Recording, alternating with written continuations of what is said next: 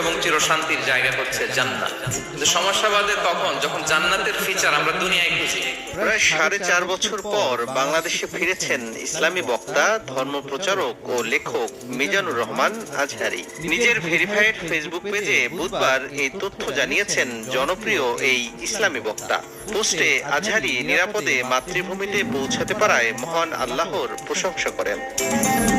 বিমানবন্দরে তাকে ফুল দিয়ে শুভেচ্ছা জানান কয়েকজন আত্মীয়।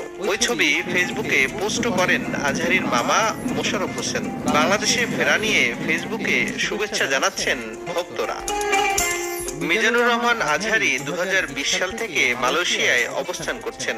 গত আগস্টের গণঅভ্যুত্থানের পর দেশে ফেরার ঘোষণা দেন তিনি। তাজা রক্তের বিনিময়ে যারা আন্দোলনকে সফল করেছেন সেই শহীদদের শ্রদ্ধাভরে স্মরণ করে তাদের রুহের মাগফিরাত কামনা করেন তিনি।